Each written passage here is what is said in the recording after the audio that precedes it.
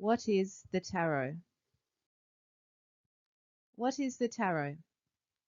The tarot is a pack of 78 cards. There are 56 cards which fall into 4 suits and correlate with the modern playing cards. Pentacles, equivalent to diamonds, swords equivalent to spades, cups equivalent to hearts, and wands equivalent to clubs. There are 10 pip cards in each suit and also 4 court cards, a king, queen, knight, and a 4th court card called either a princess or page. And finally, there are the 22 major arcanum, made up of the 22 letters of the Hebrew alphabet, numbered from 0 to 21. Brief history of the tarot. There is much debate amongst scholars and occultists alike surrounding the origins of the tarot. There are some who trace its history back to the Egyptian mysteries. However, authors such as Waite in his pictorial Key to the Tarot have criticised this theory as a myth perpetuated by a particular 18th century scholar with limited knowledge of Egyptian history and science. Like many inventions, the story of playing cards begins in the East. The first playing cards were said to have been created in the 9th century AD in China during the Tang dynasty. Paper, the key components to a deck of cards, had been invented long before 100 BC in China. Created using woodblock printing, early Chinese playing cards were used in the leaf game. In terms of rules and designs, the leaf game has more in common with the modern-day dominoes than playing cards. However, a few centuries later, scholars would begin to see the leaf game evolve into cards that use pip systems in 4 suits. Paper-making technology spread from China to India and then to the Middle East in the 7th century. It wasn't long after the arrival of paper that India and parts of the Middle East began creating their own variations on playing cards. One of the first versions of playing cards in the Middle East and India were Ganyifa cards. Hand-painted Ganyifa cards are still made in India today and used for astrological divination. A popular variation on Ganyifa, significant for tarot historians, are the Mamluk playing cards. It's in the Mamluk playing cards that we find modern precursors of pips familiar to European tarot decks: coins, polo sticks, later to become wands or staves, swords, and cups. Around the mid-15th century, Filippo Maria Visconti, the Duke of Milan, along with his son-in-law Francesco Sforza, commissioned a painted, gilded set of tarocchi cards. The copy that resides in the Piermont Morgan Library is thought to have been made around 1451. The deck gives us a glimpse of tarot as we know it today, a set of cards consisting of pictorial trumps and 4 sets of pip cards. Pip cards are the equivalent of our modern-day suits. In the Western world, the most common suit system are hearts, clubs, diamonds, and spades. At the time of the tarot's creation in Italy, it was cups, staves, coins, and swords. The tarot deck was created as a card game to be enjoyed by the aristocracy. During the late 15th century, tarot decks were being created via woodblock printing for mass consumption. So that from the late 1600s to early 1700s, tarot exploded into popularity, with decks being produced across Europe, particularly in France, Switzerland, Germany, and Belgium. So, how did the tarot go from an amusing card game for Italian aristocrats to a modern spiritual tool for enlightenment? In the 1700s, France underwent a mystical revolution. Huge shifts in philosophical thought occurred in the Western world. One of those shifts saw an uprise in the resurgence of the occult. It was during this period that philosophers and occultists began taking up Eastern and Abrahamic mysticism. Jean-Baptiste Alliette was a professional card reader and student of alchemy who designed a radically new deck, revisioning tarot as an Egyptian book of wisdom. He was aware of the Tarot-Kabbalah connection, but preferred to emphasize astrology and Hermetic literature in his deck. The cards are numbered from 1 to 78. The major arcana cards have upright and reversed divinatory meanings in the margins. The minor arcana cards are divided into a yellow and blue rectangle, with suit symbols in the top blue segment and additional symbols on the bottom. The origin of the modern gypsy fortune-telling cards were the Sibylla cards. The term Sibylla was derived from the ancient word Sibyl, which means prophet, seer, or oracle. The word Sibyl had its origins in Plato's works. The Sibylla divination cards reflected situations and feelings. Eliphas Levi wrote one of the most influential treatises in the history of the Western occultism, Dogma and Ritual of Transcendental Magic, published in 1856. Levi's synthesis of ceremonial magic, alchemy, Kabbalah, and tarot, based on the 16th century Christian Kabbalah of Athanasius Kircher, became the new paradigm for European esoteric and magical teachings. Levi associated each tarot trump with a letter of the Hebrew alphabet and placed all 78 cards on the Tree of Life. Levi's card descriptions, which he claimed restored tarot to its original Egyptian purity, had tremendous influence on the evolution of tarot. A. E. Waite incorporated many of these Egyptian flourishes into the Rider-Waite deck. Why is it used? The tarot serves two main purposes. Firstly, it preserves and transmits an esoteric teaching. Secondly, it evokes specific mystical, intellectual, and emotional responses from the inner consciousness of the student who has been taught to look at it. According to Paul Case, the tarot is a pictorial textbook of ageless wisdom. We are well familiar with the proverb, "A picture is worth 1,000 words." Indeed, the tarot uses images as keys to our consciousness. The way that this works is elaborated on in many texts, and indeed you may wish to revisit other materials in this regard to familiarize yourself with the functions of consciousness. It is based on the following law of consciousness.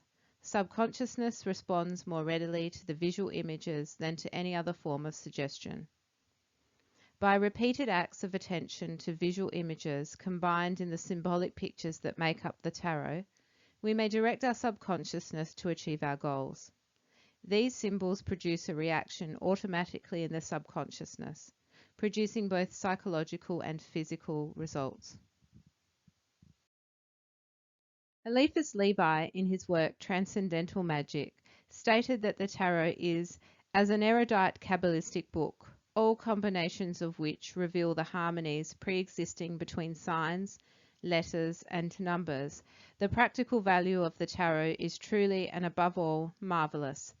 A prisoner devoid of books, had he only the tarot of which he knew how to make use, could, in a few years, acquire a universal science and converse with an unequalled doctrine and inexhaustible eloquence. The 22 keys of the Major Arcanum may be arranged in what Paul Case referred to as the tableau arrangement. The first row of keys, 1 through to 7, are assigned to the principles of consciousness. The second row, 8 to 14, correspond to the laws or agencies of consciousness. The third row, 15 to 21, is attributed to the 7 stages of illumination. Key 1, the Fool, stands before all.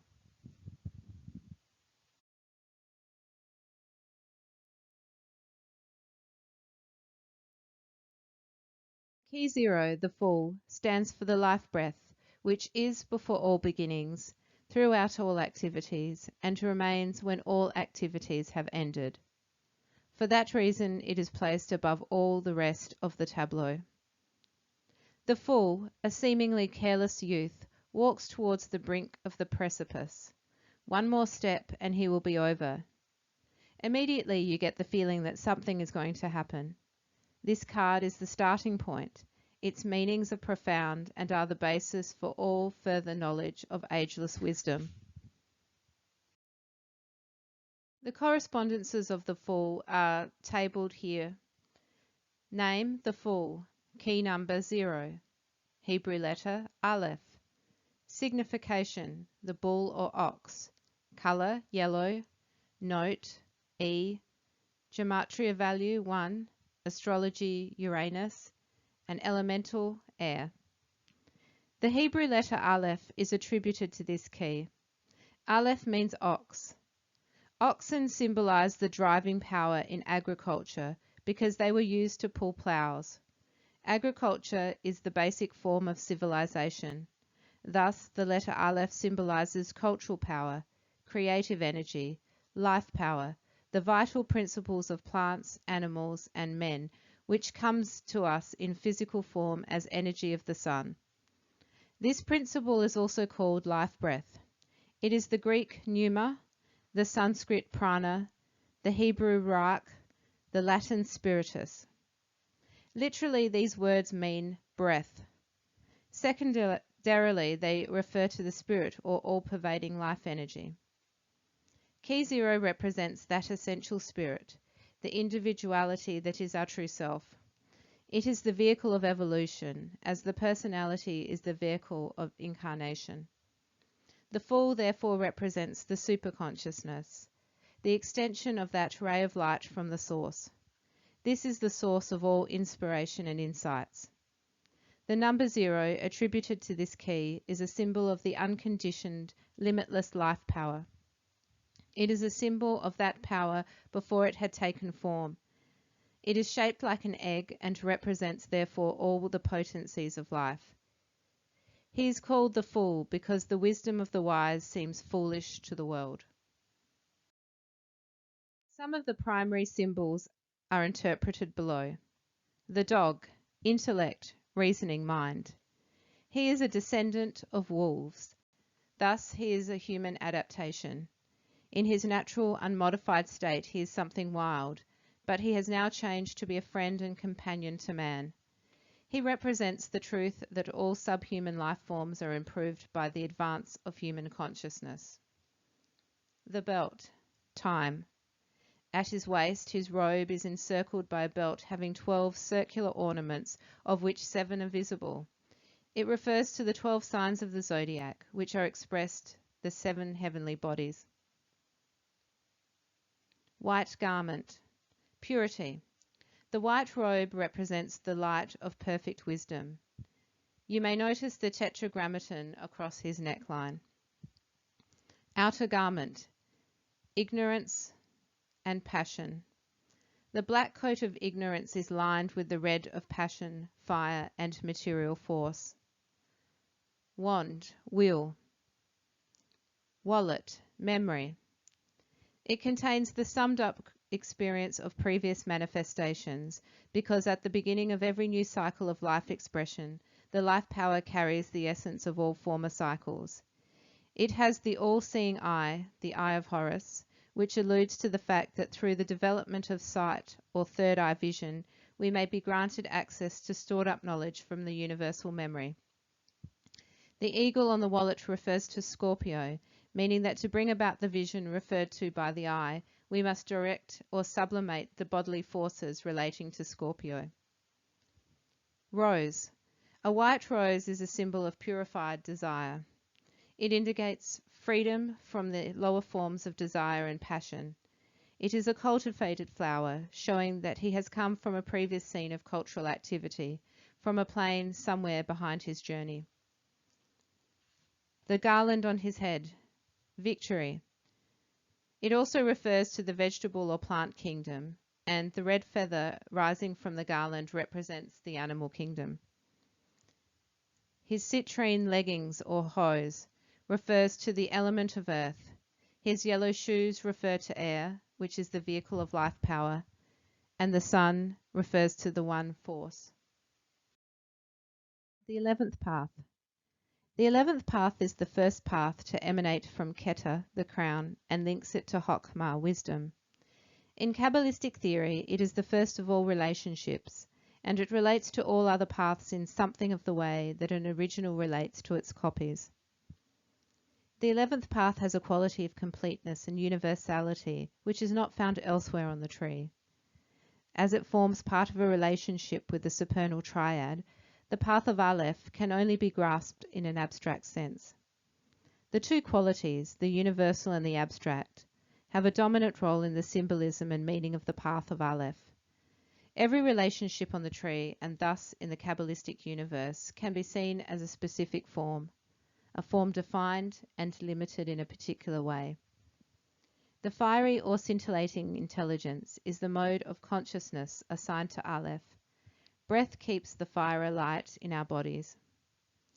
The 11th path is the scintillating or fiery intelligence, because it is the essence of that curtain which is placed close to the order of the disposition, and this is a special dignity given to it, that it may be able to stand before the face of the causes of causes. We are probably more familiar with the Rider-Waite and Bota decks. However, here are a few other decks to illustrate the meanings represented in Key Zero. We have the Crowley-Thoth deck, Lon Milo's Ceremonial Tarot deck, and the Hermetic Tarot deck. Pay close attention to the way the correspondences have been illustrated. Whilst we may all have a favourite deck which we like to work with, contemplating the illustrations in other decks may bring you to a fuller and richer experience of the key. This concludes our lecture on Key Zero, the Fool. Thanks for listening. I look forward to seeing you next time.